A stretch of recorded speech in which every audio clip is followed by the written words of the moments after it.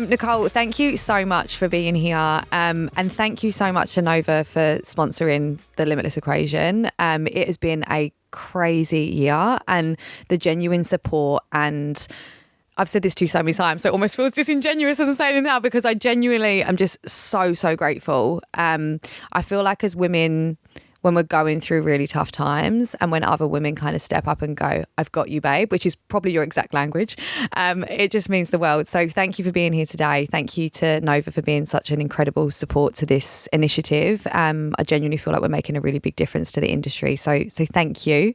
I really appreciate it. You are very welcome. You're very welcome. So we're going to kick in today with limitless ownership, which is your superpower. What does ownership mean to you? Why do you think it's your superpower? Lean in. I think ownership for me is something that has come to fruition over many decades. I think when we first started talking, one of the stories I shared with you was I had a pretty intense car accident when I was 18.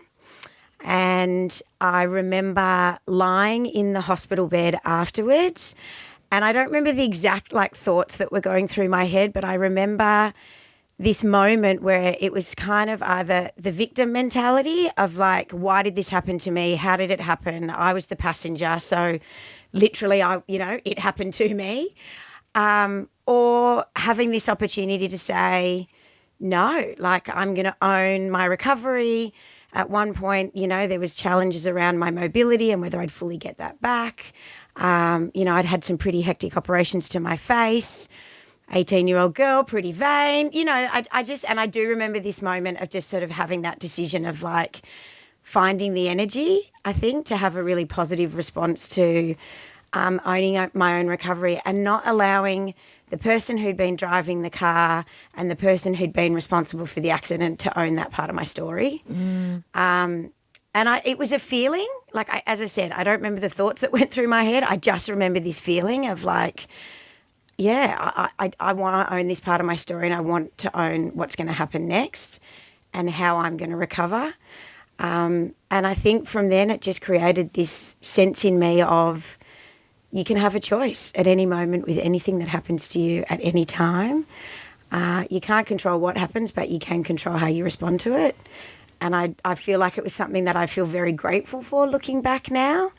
Everything that happens to you gives you an opportunity to learn. And I do have a lot of gratitude for that experience because I think having happened to me so young, a lot of people don't get the opportunity to have those sorts of feedback loops until they're much later in life. I think it was something that happened pretty young for me. I want to just lean in because I'm loving what you're saying around not letting someone else own that part of your story. And I think it's so easy for many of us to think in the victim mentality of why is this happening to me? Why me? For anyone who's in that place right now, which I'm sure there's many, right, for multiple different reasons, what advice would you give to them for trying to come out of that? I've listened to a lot of content in this space, as you know. I'm a mad podcaster. And I do a lot of work around self-development and self-awareness, and I will never put it as articulately as some others do. But I think regardless of what happens, you can't stop that it's happening, and it doesn't matter how tragic or how insignificant it is, but you can control how you respond to those sorts of things. And I think one of the things that I read that was the most enlightening for me is whatever happens to you, whether it's tragic or sad or whatever it might be, you obviously have to have a period of time to have an emotional reaction because no one's going to sit there and go, I've just had something terrible happen and I'm not going to not feel sad or frustrated or angry or whatever the sort of suite of emotions are that you're going to go through. But you can have the discipline to give yourself a period of time to allow that to happen, and whether that's 1 hour, 1 day, 1 week, 1 month, I think that's everyone's personal choice to make. But I think at some point you have to come to an action plan. For me, I have a Virgo moon. So, the Virgo in me wants to very quickly get to the action plan. And then for me, it's once you got the action plan, that gives you the opportunity to have some level of control. And whilst you can't control everything in life, I think deep down, if we all think about it, having some level of control over things is what gives us the power to feel like we're driving the momentum and the action in the direction that we like. And so I think for anyone who's going through anything, it's really hard to sit there. You know, I think I've got, you know, some friends in recent situations who've had health diagnoses or, you know, whatever that might be. They've lost someone or whatever. Like, how do you sit there and rationalise that that's not a really sad thing that's going to make you angry or whatever those emotions are you are? But at some point, I think having that ownership around how you respond to that to be able to move forward is empowering, but it's still really tricky. You know, I always talk about the fact that at 48 years old, I'm really lucky to have both parents. My dad is 93. My dad is 73. But I'm also at that age group where I've got a lot of friends in my circle that have lost their parents, and everyone says to you, you know, that is one of the most challenging things you'll ever go through. And I haven't yet been through that. So I do think when I talk about having ownership and being able to control those things and move forward, I do come from a place of naivety because I'm yet to be tested on what I think is probably for most people one of the most, you know, challenging things to go through. So yeah, you can check back with me after I've been, you know, potentially through that experience, because I think it will probably, I think about my dad, and I know you and I talked about this. He is the love of my life. He is the man that shaped me. So he is at an age where that is potentially going to happen in the next, you know, 5 to 10 years. So, yeah, you can check back in with me at that point to see whether all the work I've done to support this theory can actually work when it comes into practice. So, yeah, I don't know. I think that's all I can kind of say about that. Why is your dad the love of your life? He's an interesting man. I'm trying to think about how much I want to share. But, yeah, look, you know, my dad had me at 48. He's been married a number of times. My mum was not his last wife. He has one since then. He's not perfect, and he has a really big heart, and he will do anything for his family. And I think he taught me a lot about you can love someone who can have hurt you immensely, who is not perfect, and you can still have them be the love of your life. You know, I had a lot of abandonment issues as a child, which my dad created in me because of his actions and his behaviours. And it would be very easy for me to hold resentment and anger and frustration because those abandonment issues still show up today. But I was able to recognise that pretty early on. I've done a lot of work personally to work on those. And the opportunity for me to forgive him and still have a relationship that is genuinely built like on love and respect and trust, I think is a gift. So yeah, I feel like the journey that we've gone on together to be able to kind of work through all of that was a gift. And I think also early on, you know, my dad grew up in an era, he was born in 1930. He grew up in Wagga in the country. He was, you know, one of the country boys that made it big in the city, so to speak. So he, you know, he's a very traditional man in the sense of how, you know, in the era that he grew up in.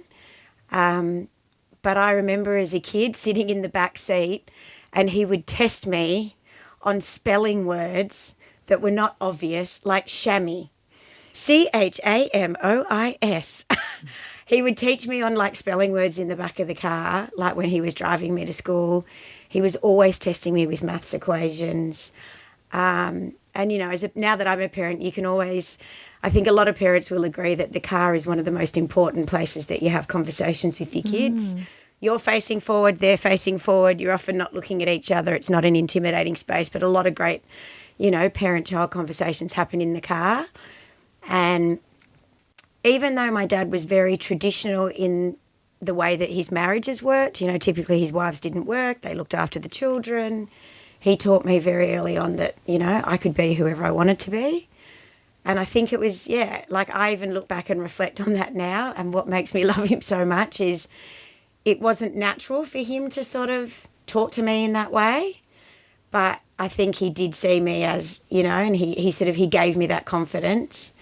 And I think that opportunity early on, which for women of my year, I don't think not necessarily every father gave. That wasn't, it wasn't as normal as it is today to have that conversation, to be, you can be whoever you want. But he gave me that gift early on. I don't want you to overshare on the personal side of this, but I think the really interesting thing that people can listen and learn in on this is how you rebuild those fractured relationships, because that would have been quite the journey to go on, right? Because like, as much as you say, like, I could feel anger, I could feel this, it's like you probably did feel all of those emotions at one point, right? And now you're sitting here almost like in a place of gratitude. So I'd love you to share anything you learned along that journey that would help other people in going on a journey of fractured relationships, because like, even as you're talking, I'm thinking, I could try and rebuild that with that person, or, like, and she's right, I could like jump into that person's shoes and see that person's point of view a little bit better. Like I'm getting that from you as I'm listening to you. So I'm sure other people are. Honestly, I think it comes down to one really simple question. Do I want to have a relationship with this person or not? And I think you need to own that choice, because sometimes I think a lot of people can't have that really difficult decision-making conversation with themselves of maybe like, I just don't want to have a relationship. Maybe it's got too far. Maybe there's too much hurt. Maybe there's too much anger. Maybe there's too much disrespect. And that's okay. Like, I think everyone's got to have boundaries as well. But I think a lot of people sometimes sit in that, like, I don't know if I do or I don't. So therefore the behaviours are not congruent with either I do or I don't. I decided very early on that I wanted to have a relationship with my dad, which meant that I had to accept my stepmom and I had to forgive her and I had to go on that journey with her as well. It wasn't just about him, because she was part of that equation. And so, for me, it was making that decision very early on that I wanted that, and therefore my action plan that then came off the back of that meant that I had to go and do a lot of work on my own in the background to be able to resolve those feelings. And then I had to have a really big girl conversation with the two of them at some point, which I'm happy to share wasn't that constructive and didn't happen at a time of my choosing. It happened over the lunch table, and it was kind of ugly, but it was therapeutic. And so I think it's, nothing happens in 1 minute, 1 day, 1 week, 1 month. Like, that was a 10-year journey of me doing a lot of work in the background, me not having conversations I probably should have had with the two of them and with him, but eventually we did. And I can honestly say, like, the three of us have a really healthy relationship. And I think a lot of stuff's been said that needed to be said. What I said to them was probably pretty hurtful, but that's not mine to have to deal with. That's their hurt to then have to go away and deal with. And I think I had every right to say what I had to say in order for me to, sort of set my boundaries and, communicate what I needed to in order for me to move forward, which again, that's for me, not for them. Maybe there'll be another conversation in the next 5 years at the table where they say something back to me. I don't know. But I think coming back to it, I think you have to make a decision around whether you do or you don't. I have two teenage daughters, 16 and 18, and they had a very aggressive argument this week. And I had to say that same thing to both of them. Like, at the end of the day, do you guys want to have a relationship or not? Because if you do, everything else will work it out. But you've got to actively make that choice every day with everybody that's in your life, My husband and I have been together 28 years. Those things don't just happen by accident. It's an active choice. And you can choose. And I think sometimes if you choose no, that's okay as well. Like, sometimes some relationships are just too hard to maintain. But for me, that was not, I actively wanted to have him in my life. And so there was a lot of things I had to forgive and resolve on my side, and here we are.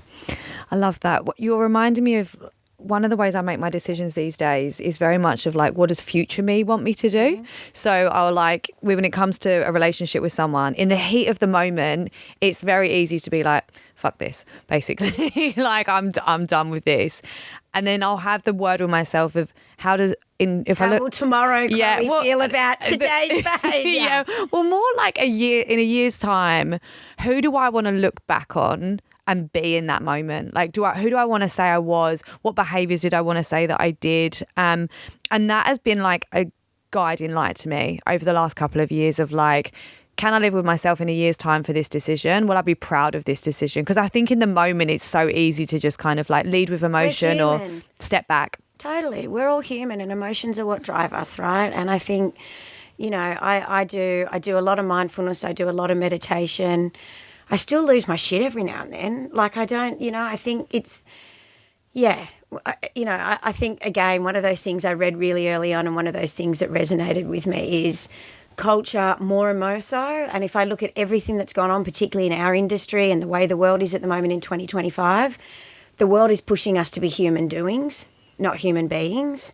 And I think, you know, for me, it's constantly doing the things, which for me is, you know, my Vedic meditation, it's having those mindfulness moments, it's taking a breath, it's responding in my brain before the words come out of my mouth, which for me is very difficult. That's a discipline. But I think the world forces you to be human doings, which is when your emotions often drive your behaviour. When you are just going, doing, that's often not when the practices of being disciplined, the practices of who you want to be, how you want to behave can go out the window because you're running on vapour, you're running on fumes, and that's when your emotions, I think, can often take over. But I think, you know, being a human being means feeling okay about rest, feeling okay about saying no, feeling okay about stopping, feeling okay about having boundaries. And personally for me, particularly over the last 10 years, in a professional capacity, I didn't have that. I would say yes to everything. I would just keep going and doing and going and doing. You know, 2 weekends ago, I literally did not leave the house for 2 days. I had to literally spend a whole day in rest because it's been a lot. This year's been a lot. You know, this time of year is a lot. We all know that. And that's what I needed in order for me to be better the next week. So I think, you know, to your point, for me of like, how do I want to look back in a month, a year, and how did I behave? I know that I need to say no. I need to have boundaries and I need to rest. Otherwise, you just end up acting on emotion. And I think, you know, for me in my role, and, you know, someone said to me this week, stop, take a breath, because they could recognise in me that I was, you know, like I've got so much going on and so many things happening and so many priorities.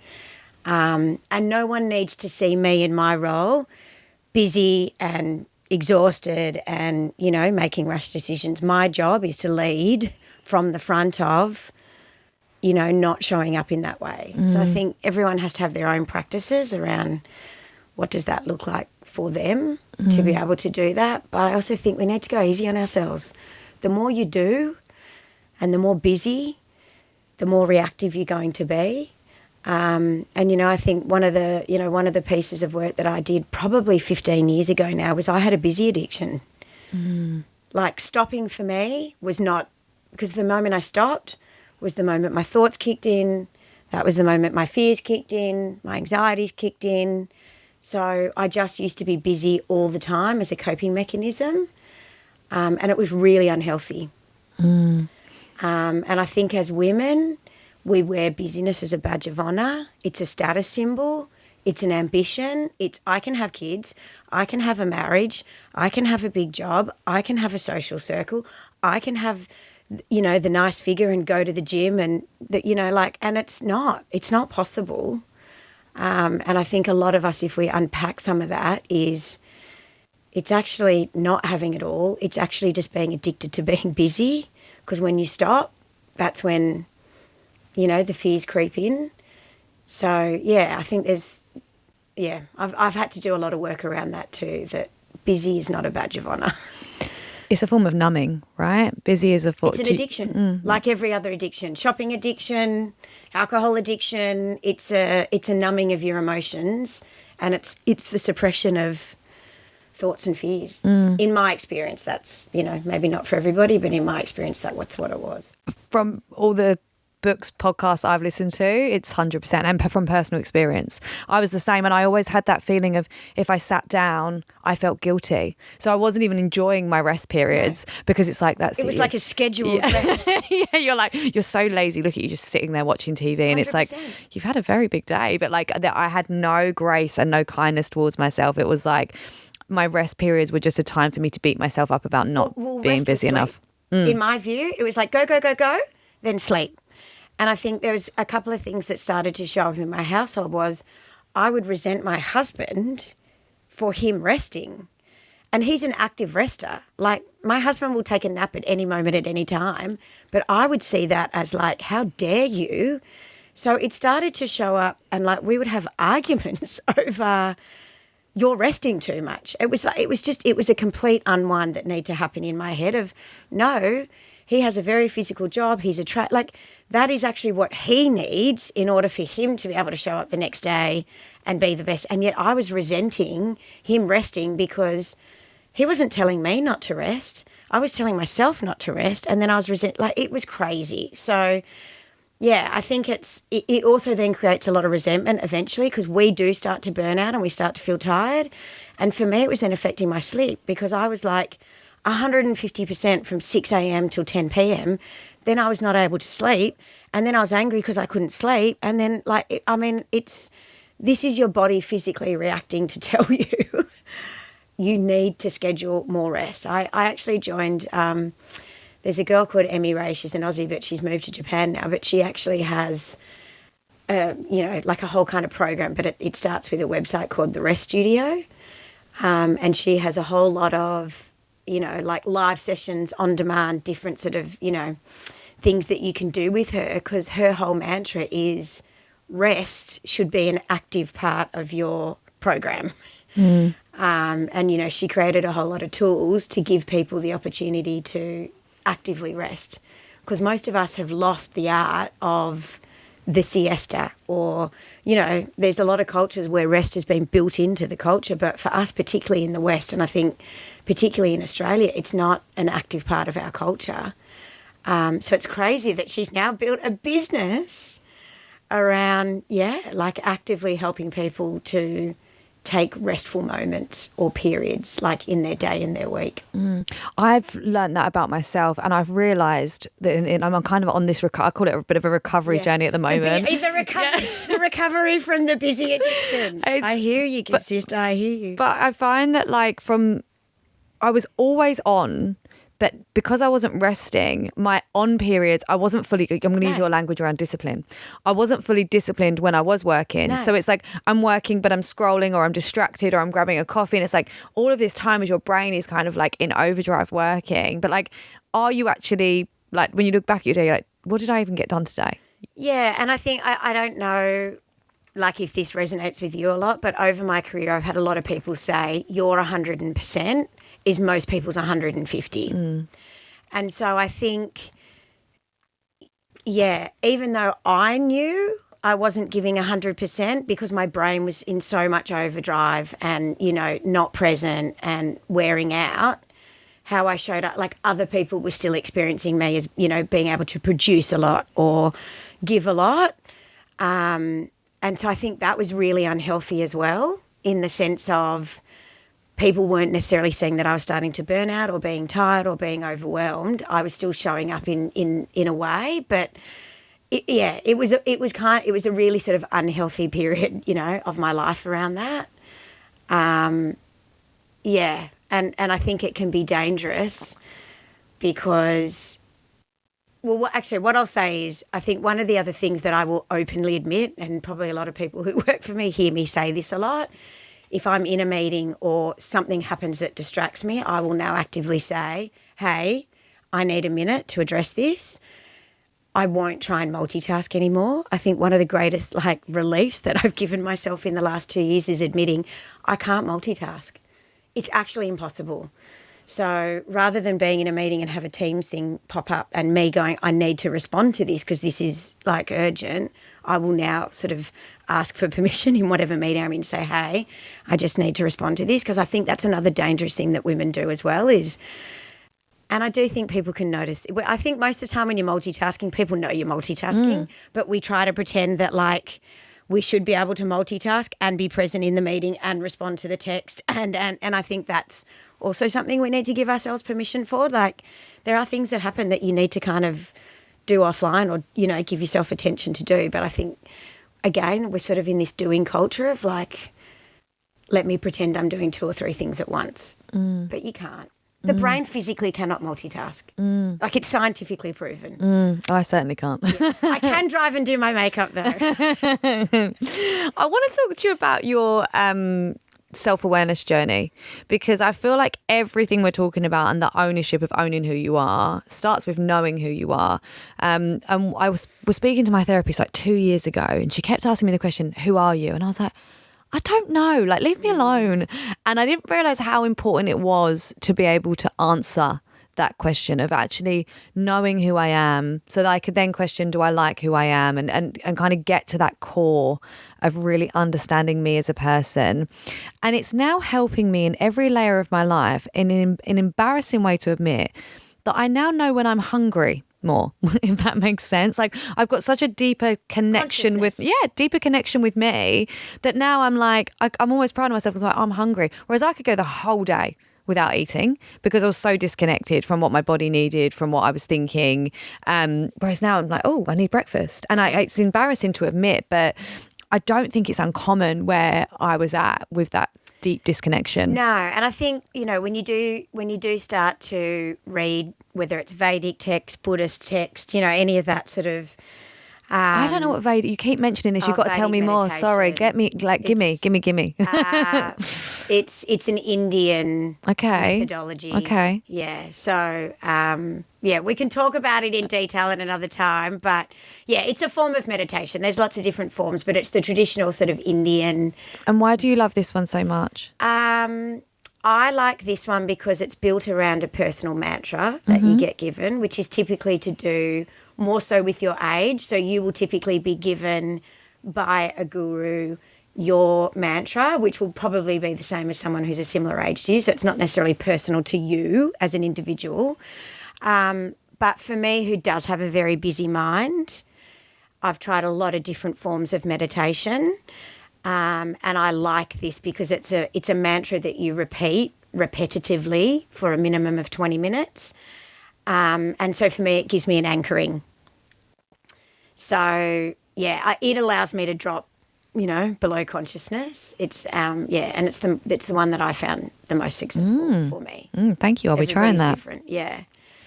So, yeah, look, I think when you get into, you know, reading those types of scriptures or, you know, a lot of those sort of ancient readings, I think a lot of what I learned and probably resonated with me because I'd had such a physical, you know, that car accident was a physical kind of damaging, how disconnected most Western people are in society. Most people are mentally conscious 99% of the day. And not many people have a physical and a kind of mental connection between their body. And I remember one of the first meditation courses I went to was, and I think they still exist, but a lot of the, you know, the Buddhist centres, and they used to advertise on the little leaflets, and it'd be in like the health food shops, and you could go along and you could have, you know, you go and do like a 2-hour free meditation workshop. And I did one within the first 6 to 12 months of like me having my accident. I actually had a panic attack, like 15 minutes into this meditation when they first asked you to drive. I actually left. I had a panic attack and I had to leave because sitting there in silence and the thoughts and feelings and emotions rising, it was like so overwhelming I had to leave. But I remember like one of the stories they told before we went into the meditation was how many people are walking around with a sore knee and they don't know they have a sore knee. And like that was mind-blowing. Like from a rational, logical perspective, like I never understood what that meant. And it wasn't probably until like 5, maybe 7 years later as I'd gone on more, you know, and kind of done more work, done more readings, learned rationally, kind of I think a lot more. And it's not really until that stuff hits you in your gut and you have a knowing what that means. It's like the logical brain can't experience and understand what that means. And I think it's not until more, and to your point, you've learned hunger is a signal Which if you had someone had said that to you 20 years ago, you don't know when your body's hungry. Rationally, you go, that's rubbish. I don't even understand what you mean. But then when you have that knowing of like, oh, I now have a connection between my mind and my body, now you understand that, like, what that means. And I do think there are a lot of people walking around who don't have a connection between physical signals going on in their body until something really physically damaging happens, like you end up, with something that, is a health issue, which is crazy, right? Like, how are we not taught as children in school to have a mind-body connection at a minimum, and ideally a mind-body spiritual connection? Yeah, it blows my mind in our culture that we're not teaching little people to have that connection. I think, more and more we're talking about gut instinct, right? Like that's a very common sort of discussion, I think, at the moment. And there's lots more hitting the mainstream media around like, trusting your gut and those sorts of things. But yeah, it does blow my mind that in this culture we have to go out and actively choose to learn how to experience that connection as adults. Because it feels like it should be something you learn really early on in life. But and it is there. Like, I think that when I'm coaching people, I find my conversations so interesting because I'll be talking to someone and they'll tell me what their conscious is telling them, I'll get the surface level. The stream will dribble out and then it's like, oh, now here comes them. And then, and it's further gone. But it's so easy for me as a coach because you're just there to listen. You're there to listen to the things that they're not saying. And you'll cut in underneath and go, I think this is actually happening to you. And would I be right in saying this? And they literally look at you as if you're some kind of magician because they're like, how did you know? And it's like, you're telling me without telling me. Yeah. Like, it's not... and I find that fascinating with myself now of how can I get really curious. Like I say this all the time, but every woman that comes on this podcast is hugely successful, top of the game in their career. And they all say, oh, I think my superpower is curiosity. And I don't let anyone have it because I'm like, you're all curious. Like that just is the defining fact. If I was going to have kids, I'd say make them curious because it will make them successful. But I don't think we're curious enough about ourselves and willing to go inwards enough and ask enough questions about how I am, how I'm feeling. Because to your point, it's easier to numb it and it's easier to stay really busy or to reach for that glass of wine. Much more fun than actually dealing with sitting with the pain of it all. I think too, this time of year, as you know, everyone's tired, they're busy, everyone's ready for a break. And it's often people say to me, how are you? And I'll go, truth or a lie.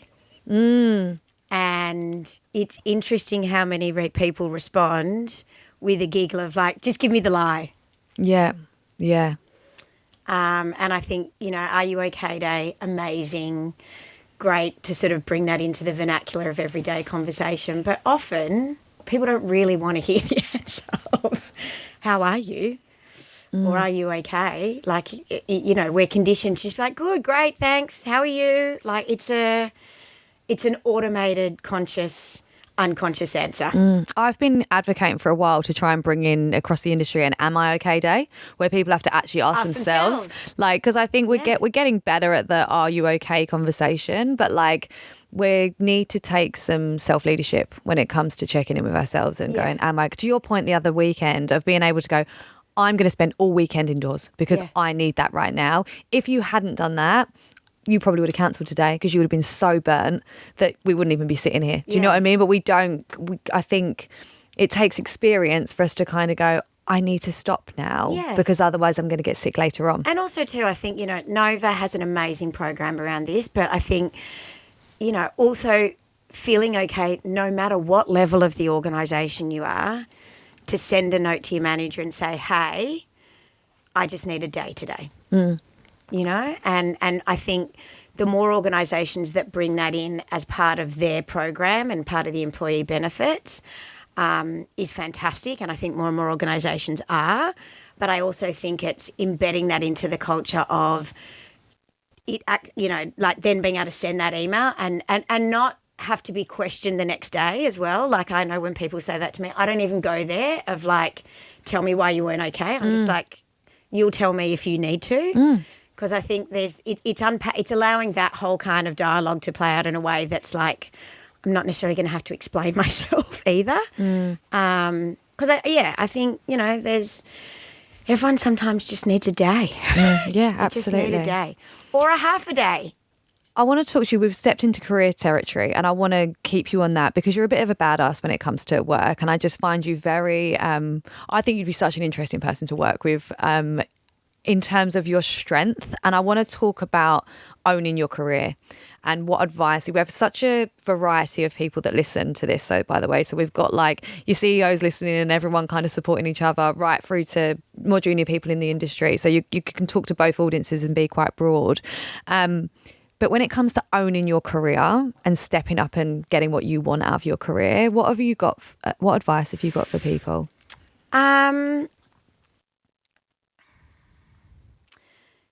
Yeah, I think there's so many different angles that you can take this, and I want to try and find probably the angle that's most personal to me. I think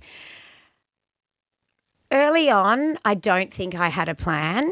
And I think everyone sort of, everyone talks about having goals and KPIs and 5-year plans, and I'm absolutely not saying that's not important, but I also think in today's kind of modern environment, at 25, that's really hard to feel like you've got enough control and or influence when you're at that age to really be able to map that out. I think coming back to the word you used before around curiosity, I do think it's very important early on to be very curious and to, like, if something interests you, show that interest. Like, ask questions about certain things.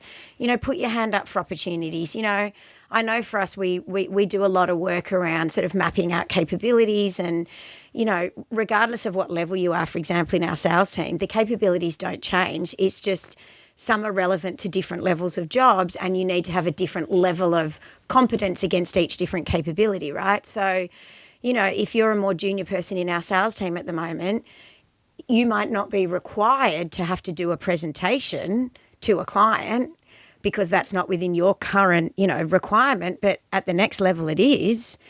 So be curious to maybe ask for an opportunity to have a mini version of that, So I think it's being curious and kind of looking at that opportunities that if you've got an area or an interest or you want to be able to go somewhere, have a curiosity about what does that next level look like and what are the opportunities, that I can put my hand up for or work with my manager or a mentor, I think, to be able to open up.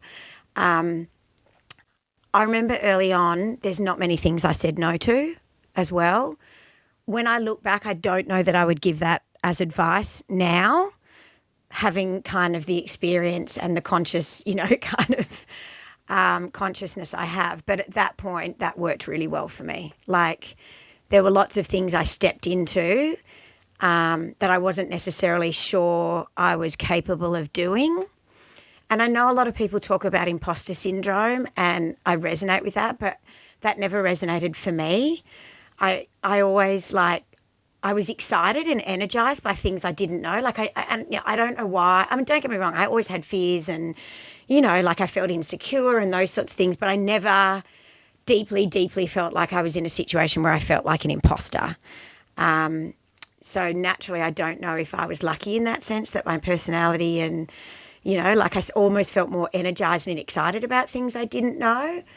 And I also think I've always had a level of vulnerability, no matter what level I've been in. I've always felt okay to say if I didn't really know something or to ask for help.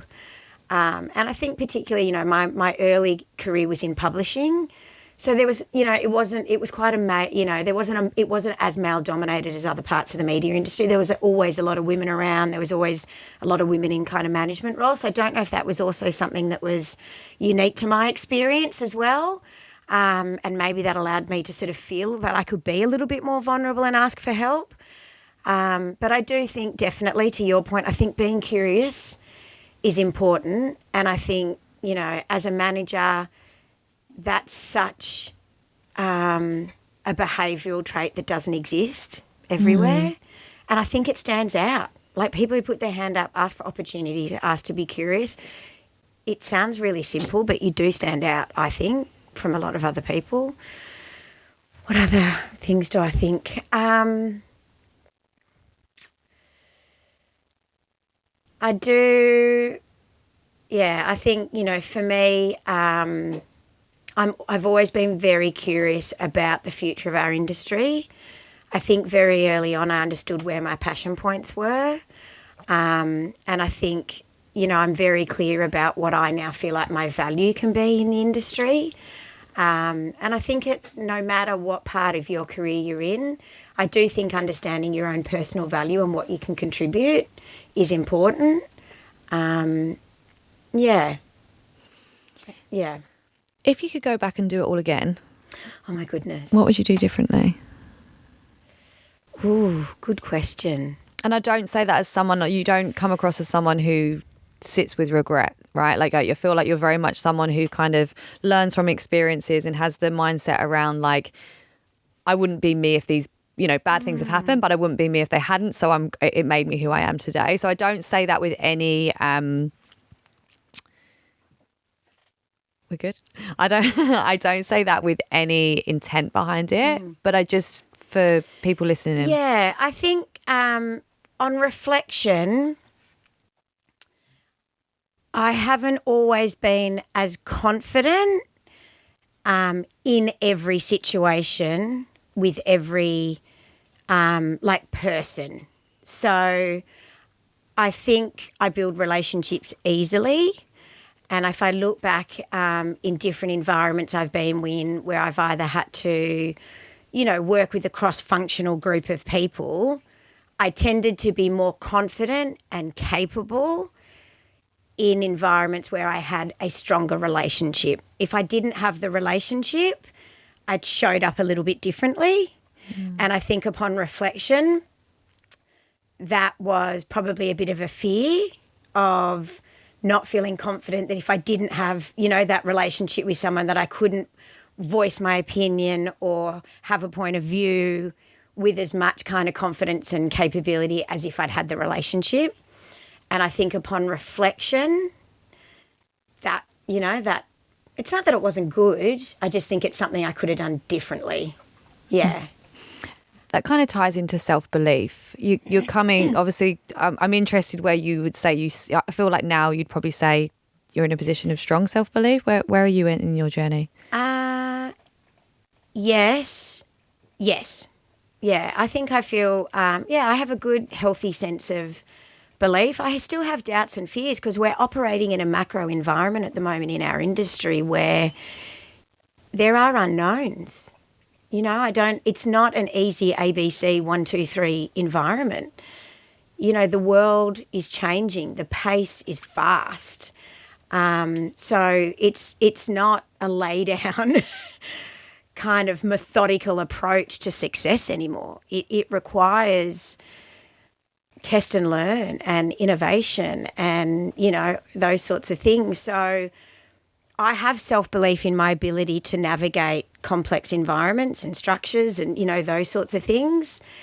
But I do think my self-belief is challenged a lot around, is this the right path? Is this the right way? So I think, but I don't mind that. As I said to you, I get energized by that as opposed to paralyzed with fear. I think if I was operating in an environment where it was a playbook of, show up every day in the same way to do the same thing, I don't think I would enjoy my job as much. So I think I'm lucky a little bit, but it's still, it's not that it's easy or it's hard. I think it's just, our environment's a lot. It's a lot at the moment. And if I use my definition of self-belief, which is believing in yourself even when times are challenging and when times are difficult, because I think that when times are going really well, it's so many of us can go, our self-belief in relationship, if we've got an amazing partner, we're like, I believe in myself to pick the right man, and then it turns out wrong and you're like, oh no, I've got no self-belief in that area, I think there's an element, if I put that down on the table with you, of like self-belief is around believing in yourself even when times are challenging and times are hard. What would be your build on what you just said? I think my build around that is I don't put the pressure on myself that a day of self-belief or not self-belief is good or bad. It's just life. Again, I think early on in my journey, one of the things that resonated with me is you don't enjoy the sun till you've experienced rain. And I think you can't enjoy the joy of self-belief until you've had a day of non-self-belief. So it's not binary. It's not good or bad. It just is. And I think it's taking away the emotion that sits on top of that, of putting the judgment on it being good or bad. It just is. I listened to a man called Michael Singer. I've read quite a few of his books and I listen to a lot of his podcasts. And it's one of the most challenging philosophies for me to have to consciously understand and then live. But he talks about this ability to observe life and step behind the emotion and witness your emotion, which is just a response to whatever is going on, and to not get affected by the emotion you're having, which is like a crazy concept.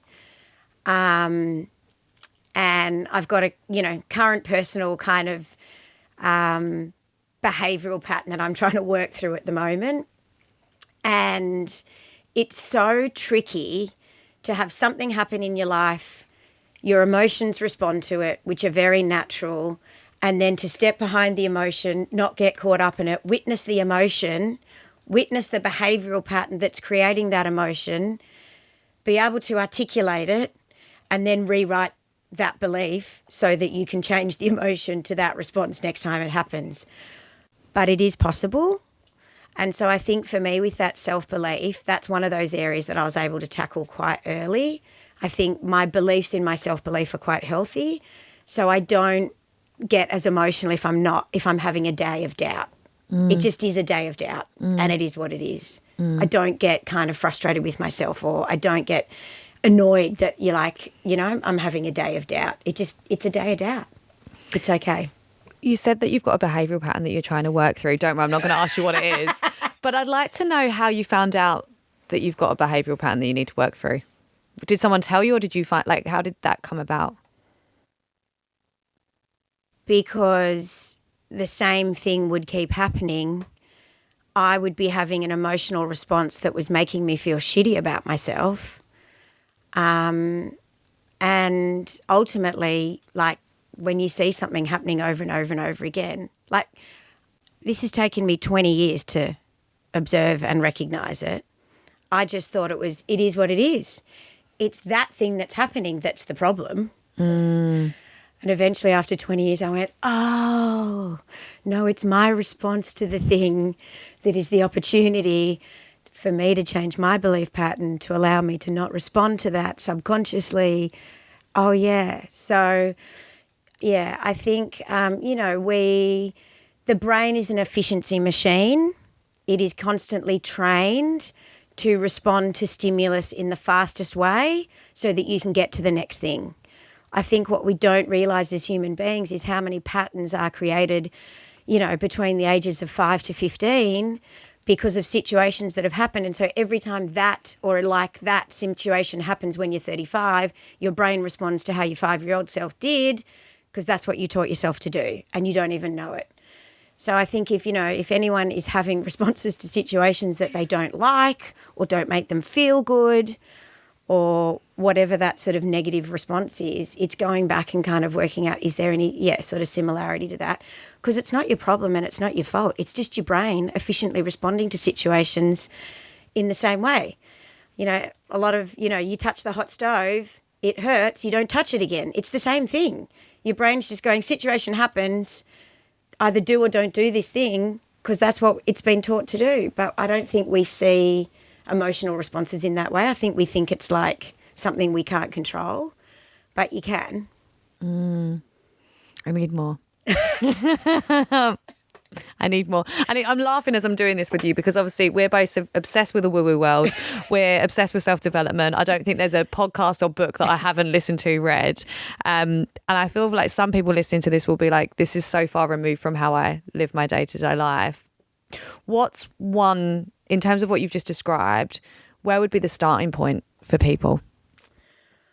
Oh, gosh. Look, it's been such a personal experience to me. I don't know that I've constructed everything I've sort of my personal experience and, what I have learned and continue to learn every day, right? This is a self journey forever.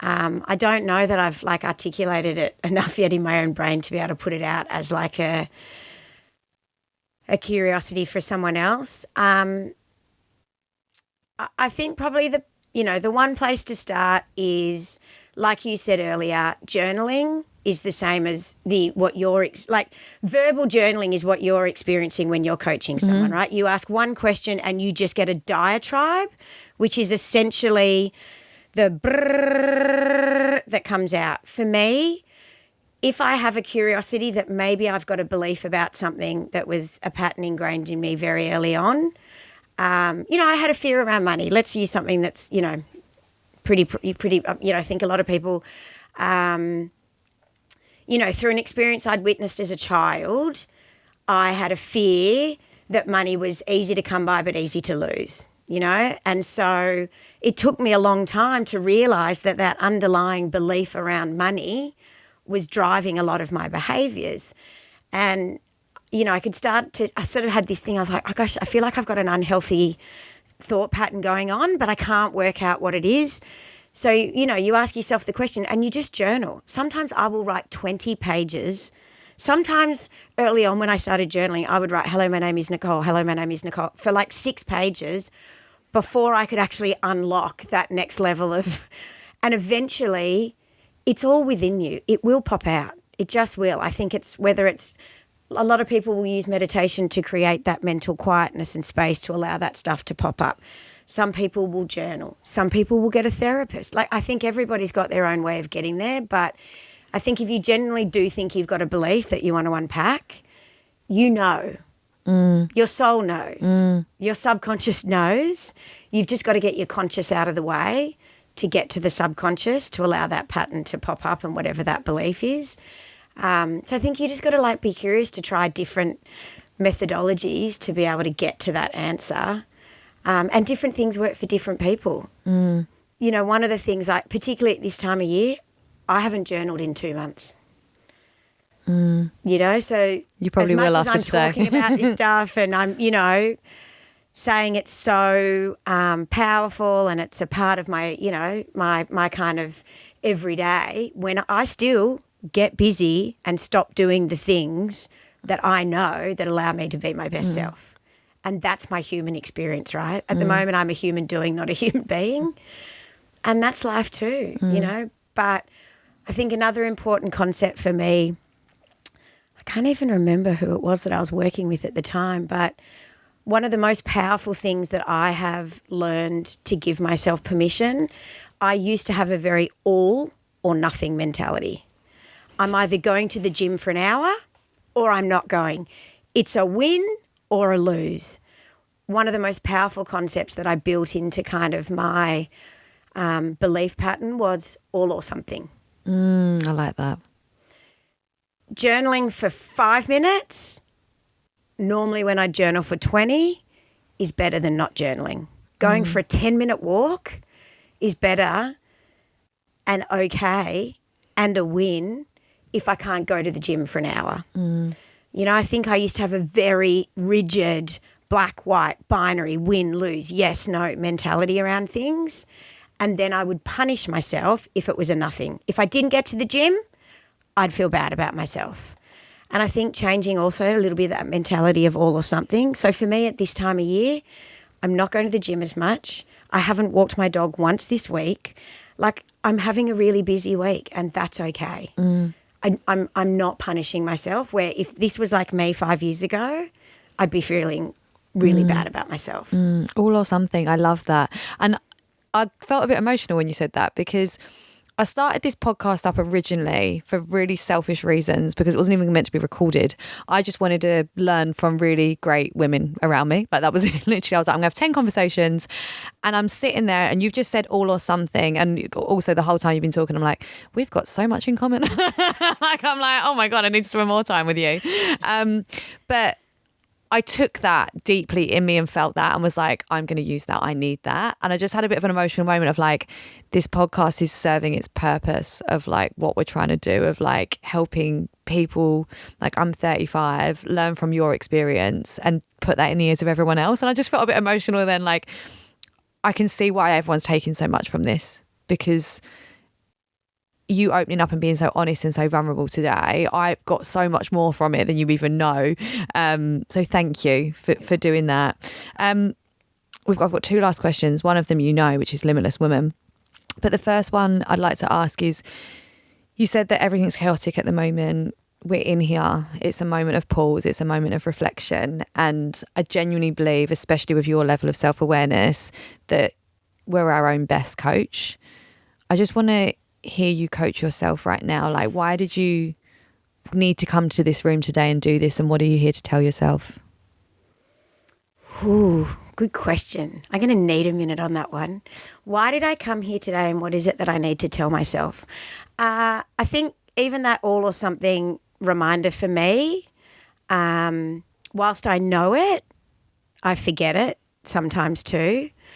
And like, even with my dogs, they are the loves of my life. My family often, my children think I love them more than them, and particularly the bulldog. My husband calls it, I'm cheating on him with the bulldog. So for me to like not walk the dogs, I feel guilty and like feel really bad, not only for them, but then I start to go into, I'm not making enough time for myself. I know I need time, that rhetoric starts. So even I think today, just that reminder for me of like all or something, it's okay. I can walk them tomorrow. Even though I know it, it's something you do need to remind yourself a lot. Because who wants to walk around feeling bad about themselves? Like, honestly, it's like the world is a tough enough place.